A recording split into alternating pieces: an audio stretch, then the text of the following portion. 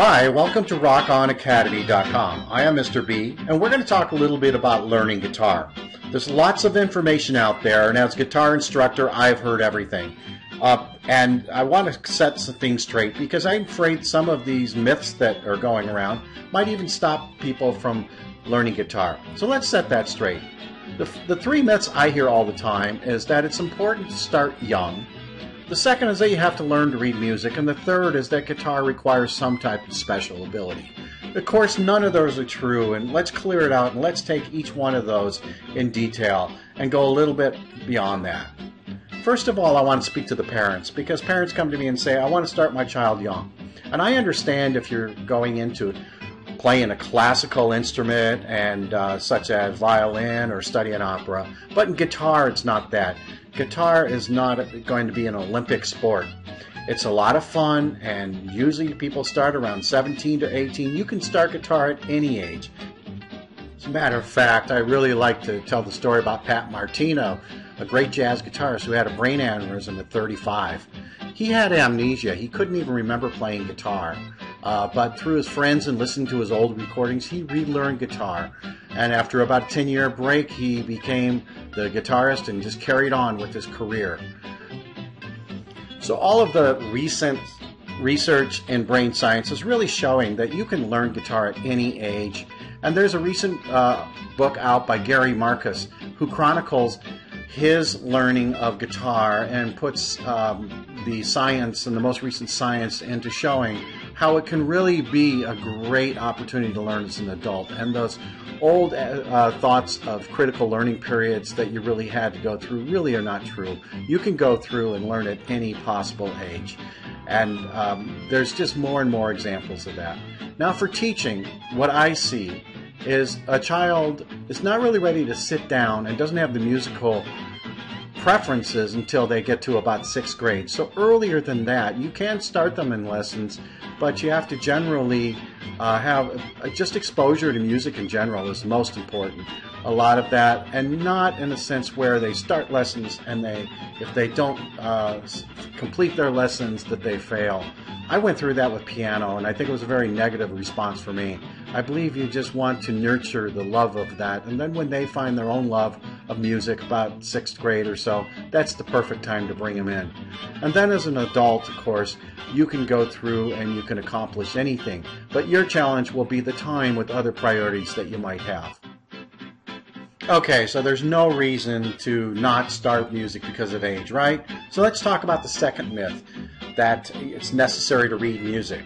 When I started playing guitar when I was 8 years old, that was pretty much the only way that they taught it, was you had to read note by note and learn what to play. But when I started to want to play some of the leads of the Beatles things, I realized that that notation really didn't show me how to play that. Because you can play the same notes 5 places on the neck, and where you play them determines how it sounds. And the truth is that many of the great guitarists never could read music. Jimi Hendrix, Stevie Ray Vaughan, Eddie Van Halen, Eric Clapton, who more? There's many, many out there. And the reason being is because although reading music is a very valuable tool, it does not make a great musician. It's the expression of music. So when you're starting, I don't want to get notation in the way. Now, if you are going to be trying out for a school jazz band, or you really are seriously in classical compositions, it's the right thing to do to start notation right away so you can read it very clearly. So, the third myth is that you have to have some type of special ability to be able to play guitar, and that's not true, be it a gift or the right size hands or any type of physical limitations. Really, it's proven that they've been able to overcome. So when you talk about the gift, it's really been overrated, and there's a lot of science right now that shows that that through practice and deliberate practice is what makes a great musician. And there's been a very scientific study tracking this and gets to this magic of 10,000 hours.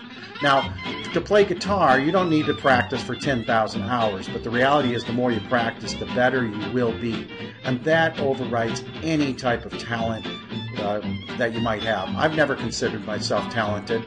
I have met people I do think are talented, but the reality is that's why I teach guitar, is I feel anybody should be able to do this. So the other issue that is in special is people think that, well, you don't have the right physical hands or the right area. Take a look at some of the people that have small hands. Joe Satriani, Angus Young. They're great guitarists, and they have tiny hands. And you can always get a guitar a little bit smaller. And then take a look at this guy, Danny Cox, I have a picture of. And look at the size of his hands. And he's a great blues guitarist and goes through. So it kind of kills that. Now, you can't talk about limitations without talking about Django Reinhardt, who's a great gypsy guitarist. And when he was 18 years old, he was involved in a fire, and that badly left his fingers disfigured. He had to relearn guitar. He only had 2 workable fingers on his left hand. And he is one of the greatest guitarists there ever was. Matter of fact, the music you are hearing are recordings that Django made in 1937, playing with his 2 fingers. Django is really an inspiration for all guitarists. He shows that, if you're determined, you can accomplish anything, and he set the standard for many guitarists in the future. So now that we've dispelled some of the myths, let's talk about what it takes to succeed. The first thing I suggest is a learning plan, and that's not only for yourself, but to communicate to people when you go to a teacher what you want to learn. Because quite often I've had too many people that have just, when I've come in and say, well, why are you here? Oh, I don't know. Or I just want to learn guitar. And there's usually much deeper reasons.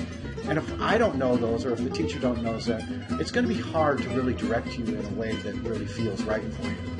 So I have a series of questions that come up that I usually will ask a student when they come in. And the first thing I say is, why are you here? What is your goal, or what is your purpose? And sometimes I get a lot of insight into this from, I really want to play guitar in the church, or I got a wedding that my sister's going to be in and I really want to sing for her, or I want to try out for the high school band. You don't have to be specific, but if you have some of these type of things, it really helps me, or would help your teacher, to be able to direct what type of learning to do.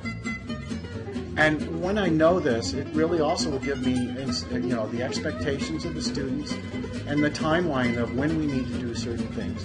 And by that, I'll organize the priorities to make sure that happens. I love to ask, and I will ask every student, what are your favorite artists? And they say, I like all music. Well, really, what are they? Well, maybe this, maybe that. And then I say, well, what do you hate? Oh, I hate that. And then that's when I start to know. And it helps me get in the right information of how to target the information. And if they bring out somebody that's too complicated, I'll steer them away from that a little bit. I never knew this till I was a teacher, that people are different. I've always loved to play leads. I've always loved to do that. And I've met other students come in and say, I never want to do that. I want to be a backup musician. I want to play this. And there's really 2 types of people. And I'm here calling the people that color inside the lines and people that color outside. And we need both of those in music. The people that color inside the line are like classical musicians and people who they use their creativity to master reproductions of art that are compositions that are already there. And then the other people that are outside are the people that do variation, and they create based upon other areas. And you really, even in a band, you have to have both type of people. So you got the drum and the bass and the rhythm. They're the grounding. And then you have the soloists that go through. And you take this information and it helps define what maybe you should consider being: a rhythm guitarist, a bass guitarist, a lead guitarist, or you're going to be a singer-songwriter and you're just using it. That's really important. It's also important, who are you going to play for? You don't need an audience. You can just play for yourself. But if you're a teacher for students, or if you're going to be playing at the church, or you really look at that, or you want to be somebody that's famous, it's good to know. And then we can take all this and we can put a statement together that says something like, I would like to be able to accompany myself on the guitar, and I would like to learn these songs, and maybe someday order to be in a talent competition. Well, that's I'm going to look at this and say, well, we need no strums, we need to get the capo. Another person say, I just want to learn, these are my favorite songs, and I want to play these leads. And I'll say, well, okay, we can do that.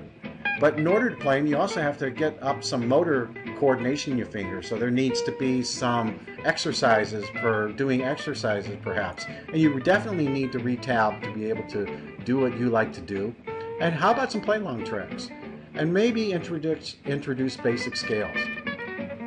Okay, now let's talk about, although I've said how everyone's different, as a new guitarist, the first thing that you should learn is the open chords for 5 basic keys: C, D, E, G, and A.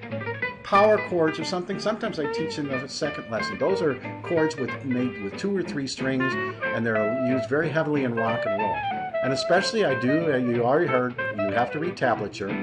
And then we'll get into strums, only about 3 or 4 you really need.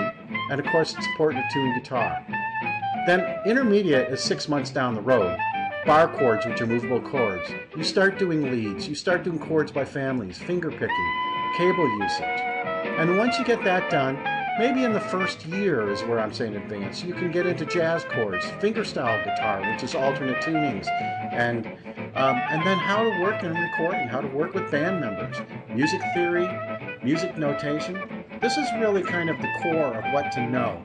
And then you go out and you branch out. Well, I want to learn like this artist. And that's really what the great learning happens, is you start seeking out specific information, not necessarily with the teacher. And I feel a lot of times, if you really work at it by 2 years, then you're going to be more teaching yourself. So really, getting back to that, let's just talk about what it takes to be successful. Of course, you have to have time, you have to have a learning resource, you have to have a guitar, and you have to have a place. And then I have the 4 P's: passion, patience, practice, and performance. These are really what you need to have to be able to be successful. Now, passion is basically, maybe you can learn without passion. But boy, I would say, how do you succeed if your heart's not in it? I know a person that mastered music, he mastered the saxophone, and he says when he was done, he just never picked it up again. He got his master's and did it. I can't even rationalize how that could possibly be. I have to be passionate about something to be successful. And I really encourage it. Sure makes it more enjoyable in guitar if you have that passion. Okay, patience, it's because you're going to feel like you're wearing mittens when you start playing. Everything, or like you're running through, like if you try to run in a swimming pool, you know how that feels? That's the way you're going to feel, and that's natural. You're developing muscle memory.